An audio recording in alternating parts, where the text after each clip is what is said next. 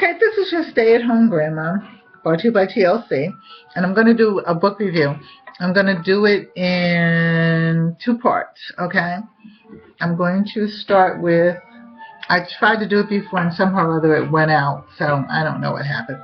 Anyway, I'm going to do People Tools. I actually kind of covered this before, but this is People Tools, Love and Relationships. It's by Alan C. Fox. It's really a good book. It's good reading for the wintertime, actually. I read it, but there are some things here that I'm going to say about this. Okay, one of them was, okay, ask and be thankful. Now, it says here, I'm not going to read the whole chapter. I'm just going to read the poems, because I like this, because it began each chapter with a couple of poems, small excerpts from poems. Reflect on the present blessings, of which every man has many, not on the past misfortunes, of which all men have some. And this was by Charles Dickens. And it was a Christmas dinner, actually, he wrote. And then Gratitude, a sentimental lying midway between a benefit received and benefits expected, by Ambrose Bierce. And this was The Wasp. It was written May 28th in 1885 rather. It's Ask and Be Thankful. This was actually very insightful. And then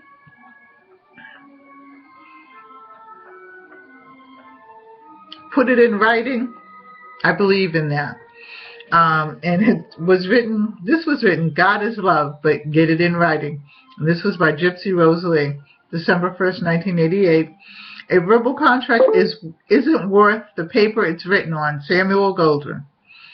Okay, A Great Goldwyn by Alva Johnson. Okay, and Put It in Writing, this made a whole lot of sense to me. Again. And then Cuddles. I want to do with you what spring does with the cherry trees. And this was by Pablo Neruda. Every Day You Play. 20 Love Poems and Songs of Despair. Those Pleasures So Lightly Called Physical, by Colette Sindon, Gabrielle Colette. Melages, I'm not sure that I'm saying that right. But anyway, I would suggest that you read this, okay?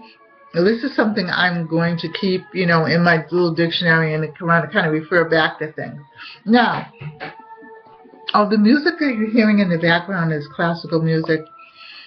I was actually going to put on one of my classical musics and then put my little hat on like a French beret or something, and I thought, nah. This is short-term play therapy for children. This is the 3rd edition, and this is by, let me move my hand, Heidi Joe Cudson and Charles E. Schaefer. And I'm not going to go through the whole book. I'm just going to give you some brief synopsis of the book. And the one thing that I am going to do is the one chapter that I really, really liked. I like them all, because this is what I did.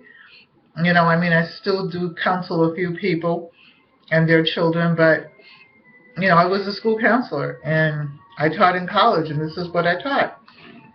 Counseling, and this is what I still teach. So I get a kick out of things when they send me books to read. This was Directive Group Play Therapy for children with attention deficit disorder and hyperactivity disorder. And I'm not going to read it because it's a really intense book, but I'm just going to say that if you're interested in it, get this book. But pay close attention to those children with those kinds of defects like ADHDs and ADDs, and because a lot of times they're medicated, and that really doesn't help. I don't think it helps. I'm sorry, I don't think it helps. I think that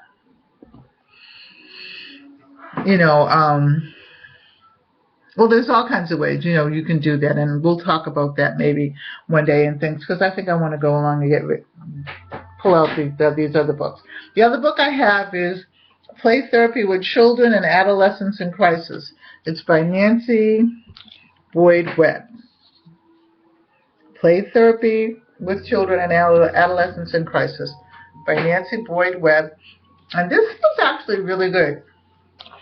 But again, the part that I liked the most was Crisis in a Time of Disaster. And I'm not really saying that right, but it talks about therapy after shootings and therapy in times of disaster.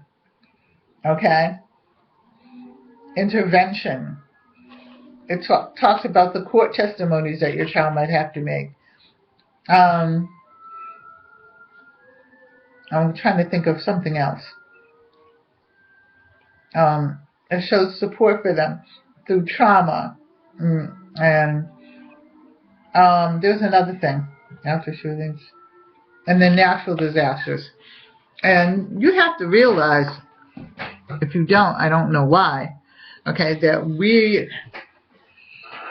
every day, we pick up the newspaper, we turn on the television, we turn on the news, we turn on the internet, something's happening.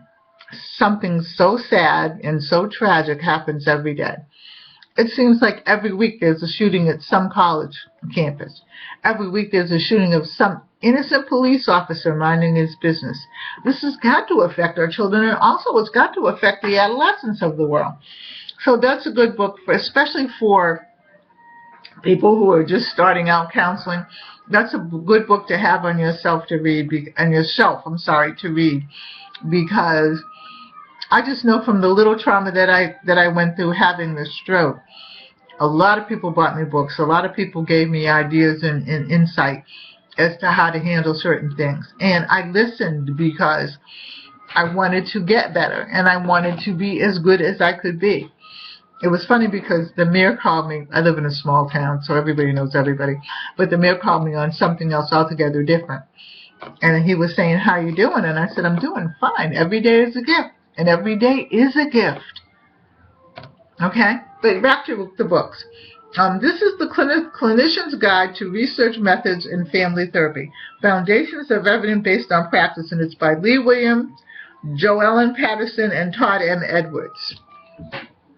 Okay, so I would say for you to... These books belong in your library if you're still in the school system, or you're a counselor, or you're studying to be a counselor. You need to try to get these books.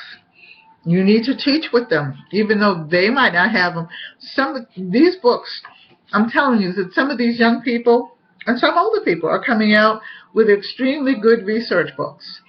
And again, I'm not going to, but the one part that I like, how will I know if it works in the real world? How do I learn about an approach that has support? Well, how do you know if it works in the real world? No, you really don't. But I say this about being a counselor. Oh, I forgot. Clink, clink. Got my glass up.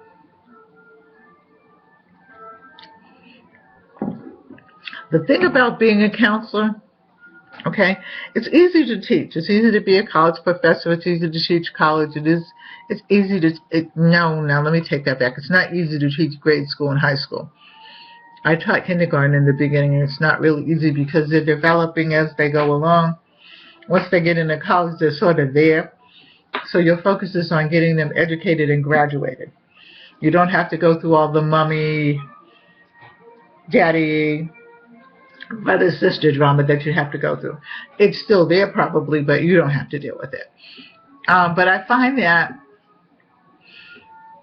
the more that you learn, the more that you read, the more you grow. And the more that you grow, the better it is for your students. Okay? So, again, I'm going to go over the books. Research Methods in Family Therapy. Foundations of Evidence and Practice.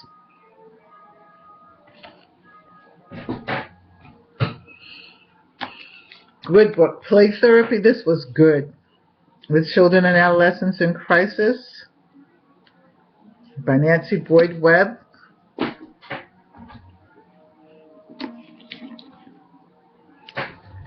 Short-term play therapy.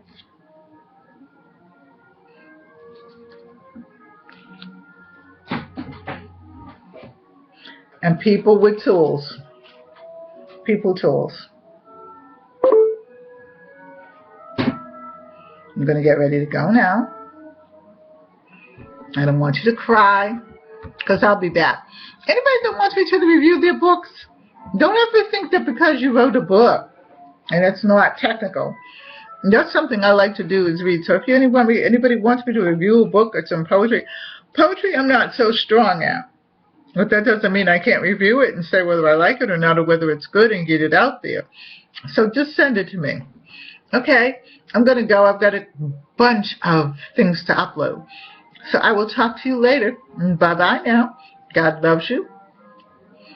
And I'm telling you, live each day like it's your last. Treat it as a gift. God bless you. Love you. Bye.